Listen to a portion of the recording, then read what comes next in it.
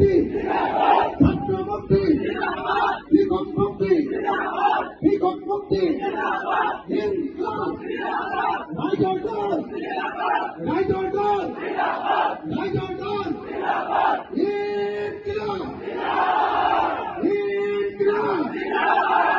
একেলগতে আমি একেলগতে হাতৰ মুঠি ওপৰলৈ কৰি বিজেপিক খেদিম বুলি কম দেই।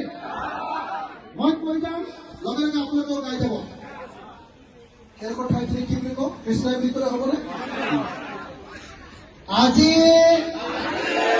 8 জুলাই 2025 তাৰিখে গোৱালপাৰা জিলাৰ ছাত্ৰ মুক্তি সংগ্ৰাম সমিতিৰ কৃষ্ণাই অধিৱেশনৰ মুকলি সভাত উপস্থিত থকা সকলো ৰাইজে সংকল্প লৈ শপত খাই কচম খাই যে 2026 চনত আমি সকলোৱে মিলি সাম্প্ৰদায়িক বিজেপি আৰু AIDF-ক ব্ৰহ্মপুত্ৰত দলিয়াই পেলাম।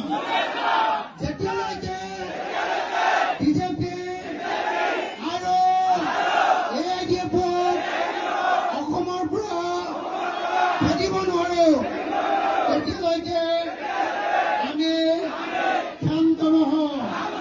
2026 চনৰ বিধানসভা নিৰ্বাচনত আমি চাচা আৰু মামাক ব্ৰহ্মপুত্ৰত দলিয়াই পেলাম। জয় আই অসম, জয় আই অসম, জয় আই অসম, জয় আই অসম, জয় আই অসম। ইনকলাব, ইনকলাব, ইনকলাব। রাইটার ঐক্য, রাইটার ঐক্য, হিন্দু মুসলমান, হিন্দু মুসলমান, হিন্দু মুসলমান, হিন্দু মুসলমান, হিন্দু মুসলমান। ইনকলাব, ইনকলাব, ইনকলাব। হিন্দু মুসলমান এক হোক, হিন্দু মুসলমান এক হোক, হিন্দু মুসলমান এক হোক। সকলো ৰাইজ বিজেপিৰ বিৰুদ্ধে ওলাই আহক, সকলো ৰাইজে বিজেপিৰ বিৰুদ্ধে ওলাই আহক। ইনকলাব, ইনকলাব, ইনকলাব। জয় অসম, জয় অসম, জয় অসম। সকলো মুছলমান মানুহে সদায় মিটিং হলে জয় অসম ক'ব দেই, নহলে ইহঁতি পাকিস্তানক ভাল পায়, বাংলাদেশক ভাল পায় বুলি এনেই উলিয়াই থাকে, হয়নে নহয়? জয় অসম কৈ দিলে হ'ল, হয়নে নহয়?